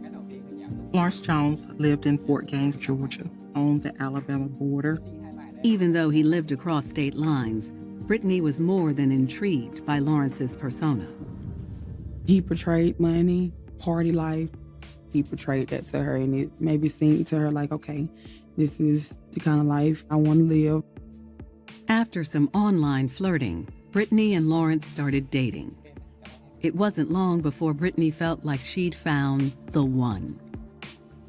They start communicating. It instantly makes her think the what if, the possibility. Like, if this guy was around, what could it be? There's chemistry, an instant type of chemistry. And she's excited by that. It's new, it's fresh. Brittany fell hard for Lawrence. With Lawrence Jones, she wanted that security, that love, a bond. She wanted a family. Unlike her baby's father, Lawrence promised to provide for Brittany and her son. He painted this picture that everything is gonna be fine, I got you. We're gonna have a good life together. He seemed charismatic, but he also had a dark side. He was involved in gang activity, robbing, stealing. It was a way of life for him. However, even after Brittany found out what Lawrence did for a living, her feelings for him remained strong. She loved Lawrence and how willing he was to care for her and her son. No man had ever shown her so much support. He seems like he wants to do the right thing, and so that makes them very connected on a deeper level. They're like inseparable. She felt like, you know, he has my back. He's gonna be there for me. She's seen a future with him. Their connection became so strong, Lawrence asked Brittany to leave her Alabama home and move to Fort Gaines, Georgia, to be with him. They had only been dating 2 to 3 weeks, so it was sort of like a fast and furious thing that happened. Brittany's family was apprehensive. It was a quick process. I was very concerned, but I mean, you know, it's her choice. To put her family's fears to rest, Brittany invited her best friend, 𝕊𝕤𝕦, to move with her for support. 𝕊𝕤𝕦 was all in. So in April of 2014, Brittany, her son, and 𝕊𝕤𝕦 all moved in with Lawrence at his aunt's home, where his cousin, 21-year-old Donovan Evans, also lived. Lawrence's aunt's house had plenty of room, so she didn't mind them all staying there. Donovan, Lawrence, 𝕊𝕤𝕦, and Brittany, they were like a family. But it was the bond Lawrence formed with Brittany's son that warmed her heart the most. Lawrence assumed the role of a father figure of her son. Brittany's getting the family she's always wanted. But before long, Brittany's love and loyalty to Lawrence would put her at the center of a murder investigation and send her life spiraling out of control. Police have responded to a 911 call about a dead body found on Lily Lane in Fort Gaines, Georgia. The victim has been shot once in the chest, and authorities estimate he's been dead for less than 12 hours. They noticed that his pockets had been turned out, so he might have been robbed. The 911 caller tells investigators that the night before, he had heard several voices outside his home.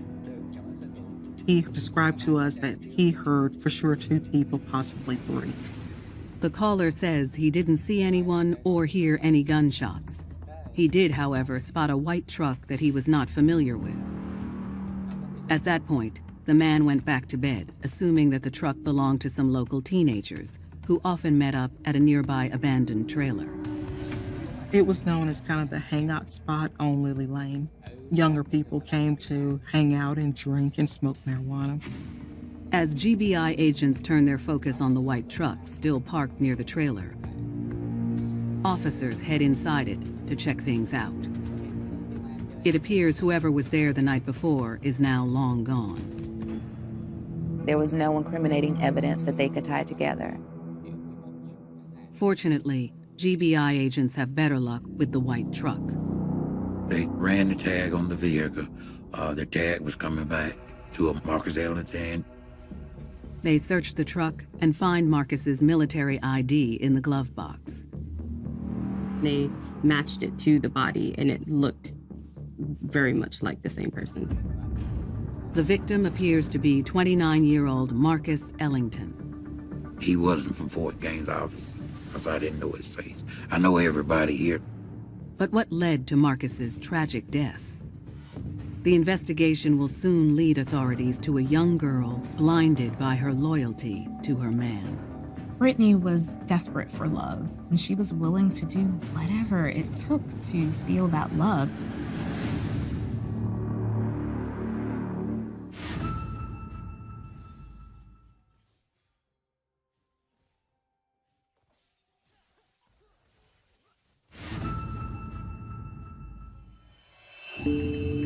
"21-year-old Brittany Baxter had fallen hard and fast for 24-year-old Lawrence Jones and moved in with him after only 2 weeks of dating. Lawrence and Brittany were having the time of their life. Brittany was the type of person that loved. She loved hard.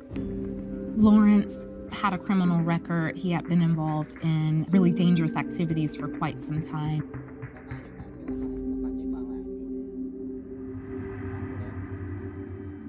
But Lawrence's criminal background was overshadowed by the affection he showed Brittany and her son. That made her more attracted to him. She gonna roll with him, and she gonna do what he say do. She just wanted happiness. She did really have feelings for him. She loved him. I believe she trusted him. Brittany believed she'd found true love with Lawrence, but she had no idea the price she'd pay to stand by him. In Brittany's new hometown of Fort Gaines, Georgia, police are investigating the murder of 29-year-old Marcus Ellington, who was found shot to death on an isolated country road. According to the 911 caller, the night before the murder, he'd heard what he believed were a trio of young people hanging out at a nearby trailer. Police were thinking that Marcus had parked his truck in the road before going into the house. It's an abandoned house. It's a place that people sell drugs and they do all sorts of things that they want to keep under the radar. While the search of the trailer yielded no new evidence, authorities hope Marcus's family might know who he had been hanging out with the night before. They pay a visit to Marcus's family home, roughly 30 minutes away from the crime scene, and deliver the terrible news. So now police have the hardest part of their job, which is to notify Marcus's family that he'd been killed. Marcus's family is devastated. He wasn't a troublemaker or anything like that. His ambition was to become a truck driver. He had got accepted into truck driving school. Investigators ask, why was he even in Fort Gaines? I mean, did he have a girlfriend? Was he dating someone? The family says that the previous night, Marcus left the house around 11 p.m. The last thing he said before he left the house was that he was going out to Fort Gaines for some girl. The family doesn't know the girl's identity. Investigators hope cell phone records will tell them who Marcus was planning to meet. At the station, investigators begin combing through the call log. Investigators noticed that he started missing calls around 11:30 at night. Based on the suspected time of death, investigators believe Marcus had died prior to the missed calls. But what really strikes their attention are the texts he received not long before that. Texts of a romantic nature that mention not one, but two women. He has some texts that say they're from two girls named Brittany and 𝕊𝕦𝕝. That poses the question of who are these women and how are they related to what happened to Marcus? The number responsible for the texts traces back to 19-year-old 𝕊𝕦𝕝 Woodard, We learned that 𝕊𝕤𝕦𝕝𝕝 Woodard is the best friend of Brittany Baxter. She too is from Alabama, and when Brittany came to Georgia, 𝕊𝕤𝕦𝕝 came with her. Even though neither young woman has a prior criminal record, investigators are beginning to suspect that they might be involved in Marcus's murder. They just aren't sure how. Fortunately, they catch a break when they receive a call from an anonymous tipster. She said that a whole bunch of people have been talking in the neighborhood. Fort Gaines is a very small town, and when someone is shot and killed, that news travels like wildfire. She said that she saw two young ladies at the local store with the guy that was shot. Investigators press the caller for more details about the women, which prompts her to abruptly hang up. The tipster did not elaborate. Could the two young women described by the caller be Brittany and 𝕊𝕤𝕦, the same two women mentioned in Marcus's text messages prior to his death? There is only one way to know for sure. Investigators need to visit the store to see if the surveillance video captured the two women. Fort Gaines doesn't have a whole lot of stores, so it didn't take a whole lot of places to go before they stumbled upon that golden egg. The manager of the store allows them to look at camera footage. We could actually see part of the parking lot. 1:28 p.m. on May 27th, roughly 8 to 12 hours before the murder, Marcus's white pickup truck pulls up in front of the store. Two women exit his vehicle and enter the building. They bear an uncanny resemblance to Brittany Baxter and 𝕊𝕤𝕦𝕝 Woodard. Marcus is sitting in his car, and then the two women come out of the store, talk to him for a few minutes, and then they go back inside. At 1:35 p.m., the two women exit the store for the final time, get back in Marcus's truck, and leave the scene. If the women in the video are indeed Brittany and 𝕊𝕤𝕦𝕝, that means that they were at the store with Marcus a couple hours before he had been killed. They've got the phone records and the surveillance video, so it's becoming evident that Brittany and 𝕊𝕤𝕦𝕝 may actually be involved. As investigators inch closer to the truth, they'll uncover the dark side of Brittany's love for Lawrence Jones. She would do whatever she could to make sure that that man was happy.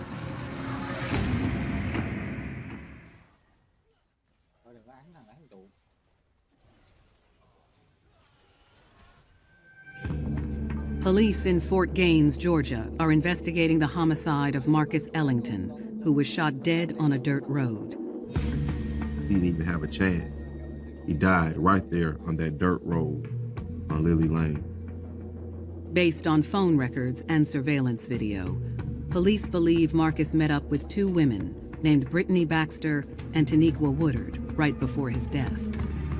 It's kind of suspicious he meets up with these girls and then wind up dead. At this point, police are pretty sure it has something to do with it. The girls are nowhere to be found in Fort Gaines, so Georgia investigators contact their families in Eufaula, Alabama for help locating them. And sure enough, they had both returned home. They know that GBI is looking for them, so once they are located, they're asked to come to the police department for interviews. I said, Bree, you need to go talk to these people to see what's going on. Now, this dedicated single mother who thought she had found true love with Lawrence Jones just weeks before found herself at the center of a murder investigation. With her back against the wall, Brittany leaves her son with family and heads to the station to be interviewed. They walked up there, her and 𝕊𝕤𝕦𝕝 both. They walked up there. My mom told me that she had went to the police department to tell about what happened, so it just kind of all hit me at once. I was lost. Investigators speak with Brittany first. She was just sitting there kind of looking wide-eyed, acting a little nervous. Investigators from the GBI lay out the evidence against the two women. the text messages, and the surveillance video that suggests they were with Marcus Ellington prior to his death. You can tell the guilt is eating away at her. Brittany tells investigators she's no killer, but admits that she knows what happened to Marcus because she was there. According to Brittany, it all started the day of the murder, when she and ₂ were out buying diapers for her son. Marcus approached the young women in his white truck and asked if they needed a ride. He saw them and ₂ felt like he wanted to talk to them. She says that Marcus seemed nice. They rode with him over to the store. Once there, the women went inside to get the diapers. Brittany and ₂ are in the store getting the diapers. However, she didn't have enough money. They go out to the truck where Marcus is because she needs $2 more so Brittany will have enough money to get diapers for her baby. Marcus pulls the money out of his pocket, what she described as being a lot of money. Brittany says they went in to pay, and after leaving the store, Marcus gave them both a ride home. The video substantiated what Brittany was saying as far as the time frame at the local store. Brittany says as they were exiting his truck, Marcus gave ₂ his cell number. ₂ was flattered and accepted his number. Now, even though both girls had boyfriends, they didn't really want to be rude, especially since Marcus had been so nice to them. Brittany says the girls both thought that would be the end of things with Marcus. But later that night, Brittany's boyfriend, Lawrence Jones, became jealous when he found out another man had helped pay for her child's diapers. Brittany says that they met a guy earlier in the day who gave them a ride and some money. She admitted that he flirted with them a little, but she thought he was just being nice. According to Brittany, that's when she saw another side of Lawrence. Even though she knew he wasn't always getting his money the honest way, she hadn't really seen his jealous side until that moment. With his pride bruised, Brittany says Lawrence was furious. Lawrence is thinking, who is this guy trying to take care of my woman? Brittany says at that point, Lawrence came up with a plan. At that point in time, Lawrence Jones let it be known, we're going to rob him and we're going to get his money. Lawrence is an expert at this. He sees another opportunity to get some money, some fast, easy money, and he involves Brittany. But how did the couple's robbery plot evolve into murder? Investigators believe Lawrence's own rap sheet may hold the answer. Lawrence Jones had a history. He was known to make money by doing robberies and selling drugs. For Lawrence, it was just an everyday walk for him to be engaged in these types of activities. Lawrence was a scary guy, so it's not crazy to think that he was behind the murder. Investigators press Brittany on this theory, but soon they'll discover that despite having everything to lose, this young woman would stop at nothing to protect her man. In Brittany's mind, taking the fall was what she had to do. There were no limits to what Brittany would do for Lawrence.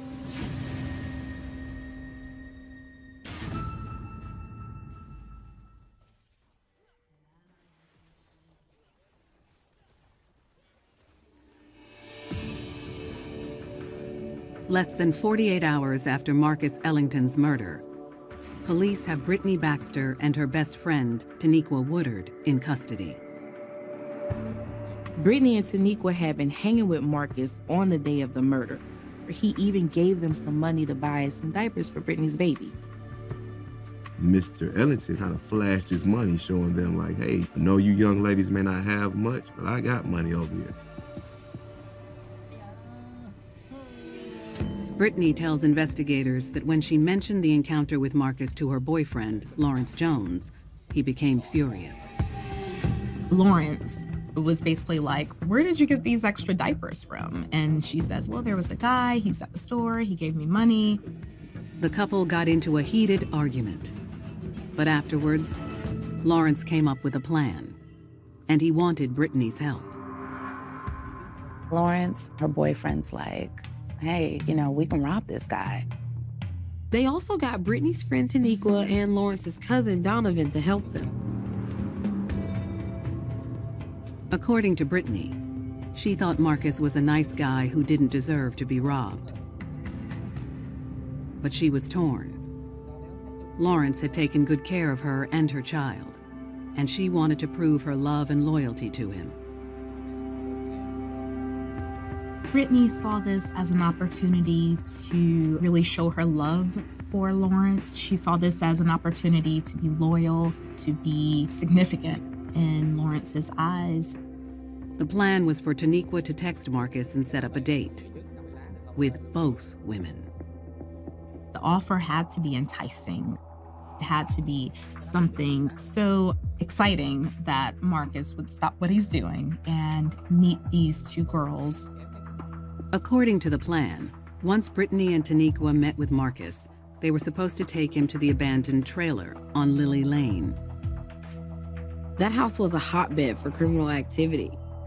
It seemed like the perfect location to take someone to rob them. Once Marcus and the girls arrived at the abandoned trailer, Lawrence and Donovan planned to ambush him and steal his cash. Brittany says there was never a plan to shoot Marcus. No one was supposed to get hurt. All they wanted to do was rob this individual for his money. That was it. Brittany and Tonigua did as they were instructed. They got in touch with Mr. Marcus Ellington, kind of flirted with him, told him what he wanted to hear. Brittany says Marcus eagerly accepted their proposal and picked them up shortly after 11:30 p.m. However, according to Brittany, once they arrived at the house, she could tell something was amiss. Lawrence and Donovan weren't hiding outside like they were supposed to be. The girls didn't know what to do, so they took Marcus inside the house and tried to play it cool. She felt pressure because of her desire to really be a good girlfriend and for this to go exactly how Lawrence wanted it to go. She didn't want to mess up. Brittany says all three sat down on a couch and started drinking. She said after hanging out for a while, it seemed like the guys weren't coming, like the plan was off. Investigators asked Brittany what happened next. But at this point, Brittany's demeanor shifts, and she begins to clam up. Obviously, Brittany was withholding information and was being very dishonest. Investigators know there is more to this story, and they press Brittany to continue. She claims that eventually, around 12 a.m., two men in ski masks burst through the front door. Only it wasn't her boyfriend Lawrence and his cousin Donovan. The area is pretty high in crime, and so she says that it must have been some other guys who were watching them and wanted to rob them. She had no idea who they were, that they came in, and that Tonigua and Brittany were very afraid for their lives. Investigators know this is ridiculous. They feel like she is lying and covering for her man. Regardless, investigators let Brittany continue her story. She says after the men entered the home, all hell broke loose. She sees the victim run out of the house. Brittany says that she and Tonigua took off terrified. As they're running, she hears 3 to 4 shots. And that's all she knows. They don't know what happened, didn't wait or look back to see a body drop. According to Brittany, she and Tonigua ran for more than a mile, all the way back to the house where they lived with Lawrence and Donovan. Investigators pushed Brittany for the gunman's identity, but she stayed firm. Brittany maintains she has no idea who came after them or shot Marcus. It wasn't her boyfriend, and it wasn't Donovan. However, investigators feel that it was Lawrence and Donovan, and things happened differently from the way Brittany described. Her goal was to protect Lawrence at all costs. Investigators question Tonigua next, but it seems she's even more tight-lipped than Brittany. She stand by the code, and the code is not to snitch. But when investigators present Tonigua with the evidence against her, namely the phone records and the surveillance video. She decides to talk. Tonigua, during the interview, she confesses to being a part of the robbery. However, she echoes the same stance as Brittany. No one was to get hurt, and then two masked men they didn't know came out of nowhere before the robbery could begin. Regardless of their stories, Brittany and Tonigua are charged with armed robbery and murder. Brittany's family is shocked to learn of her arrest. She went to the police department, and that was it. She didn't come back. I was devastated. I couldn't believe it. As for Marcus Ellington's family, they're frustrated that the crime's alleged masterminds are still at large. We were all very shocked. I didn't know what to do. Scream, cry. I didn't know. Police are confident that they've honed in on the right suspects, but making a case against the men without Brittany and Tonigua's help could prove challenging. I think both girls were afraid of Lawrence, but Brittany also loved him. She was willing to fall on the sword for him, so to speak. Will Brittany's loyalty to her man ultimately lead to her downfall? He's throwing these two girls under the bus.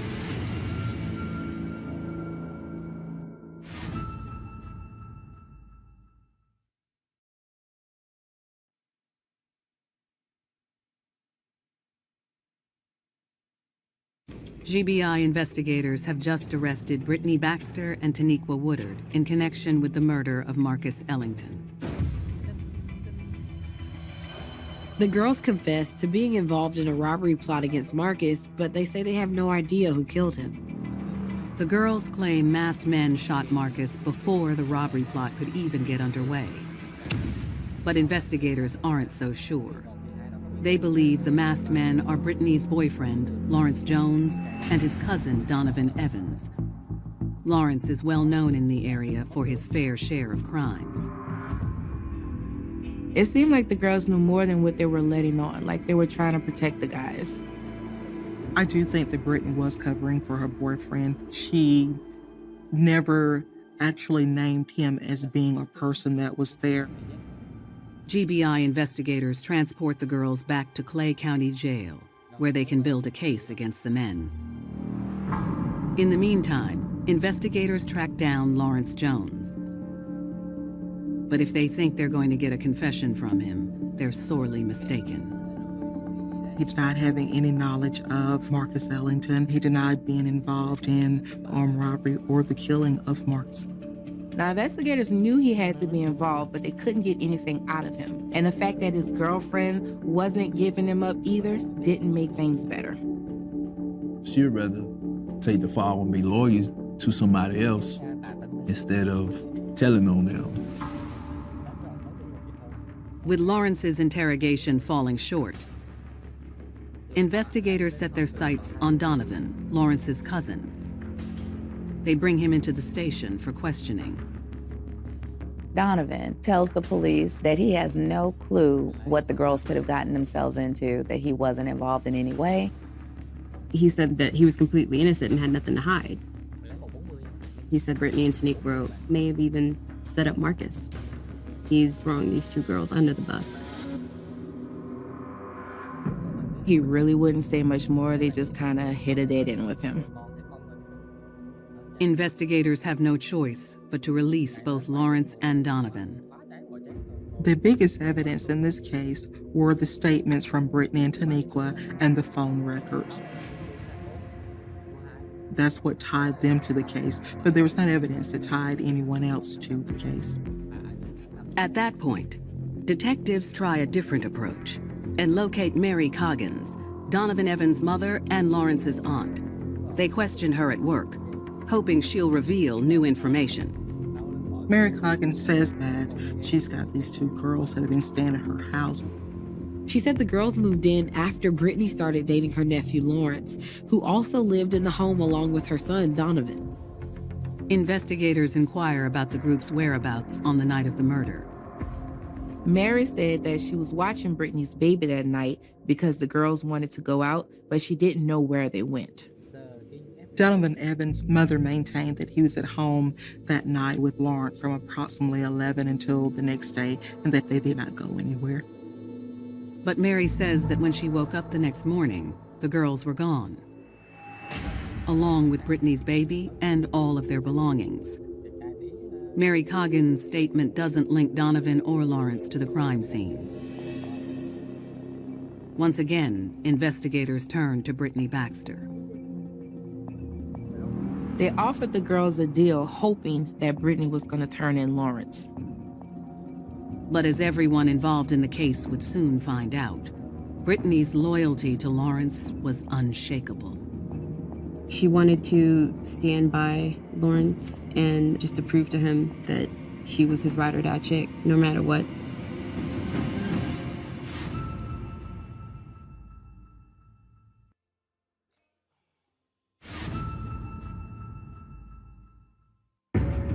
Investigators have arrested Brittany Baxter and Taniqua Woodard for the murder of Marcus Ellington.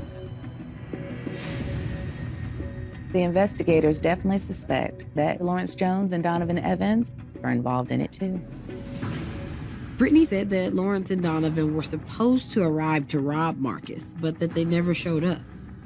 Brittany tells the authorities that Donovan and Lawrence had a plan to rob Marcus, but it was interrupted when two men in a ski mask shot and killed Marcus. And that Taniqua and Brittany had no idea who they were. Investigators knew the story was ridiculous. They were very confident that the two men in masks were Lawrence Jones and Donovan Evans. The mastermind of this is Jones and Evans. Brittany was covering for her boyfriend. However, with Brittany refusing to turn on her man, there's zero evidence connecting the two men to the crime, and the investigation grinds to a halt.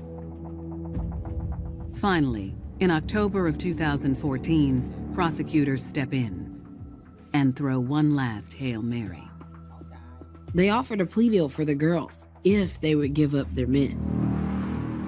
It could have gotten them lesser sentences, or at least gotten the two men involved to serve time. But even with the prospect of a plea deal, neither Brittany nor Taniqua waver from their initial statement. But in October of 2014, both women do plead guilty to armed robbery in hopes of a lighter sentence. They probably thought that it would be within their best interest to go ahead and plead. If not, they could be facing maybe life in prison. Brittany Baxter and Taniqua Woodard each receive a 10-year prison sentence for armed robbery, to be followed by an even heftier 30 years of probation. I grew up around these two people, so it's kind of like, it's still kind of hard to believe. I have no hate in my heart for them. They should do the time for the crime that they committed. You took a loved one away from a family, and we can't gain a life back. To this day, the two women are the only ones to be held accountable for Marcus Ellington's murder. And unless Brittany Baxter decides to change her tune, Lawrence Jones and Donovan Evans, the suspected shooters, will remain innocent until proven guilty. When it came to Lawrence Jones and Donovan Evans, there was no smoking gun. There was just a lack of evidence. Young man lost his life. Parent lost the only child. And two possible murder suspects walked through the door. Today, those closest to the case are left to wonder, was Brittany's loyalty to her man worth it in the end? She meets Lawrence, she's lured in, she falls in love, and she still doesn't have the love and the relationship that she originally sought out for. Brittany ends up with absolutely nothing. If you knew that this dark side of this person existed, why did you continue on with him in the first place? Why didn't you choose better for yourself and for your son? She was very determined to show him that she was a ride or die girlfriend by any means necessary. It's hard. She was just at the wrong place at the wrong time with the wrong people. Her romantic love for Lawrence overpowered any good decision making that may have happened. The greatest human desire is just to be loved. And Brittany seemed like she wanted love more than anything. Loyalty, trust, the building blocks of true love. But when your loyalty is misplaced, when your trust veers into blind faith, you realize the love you thought was true is nothing but a lie. And you wind up losing it all.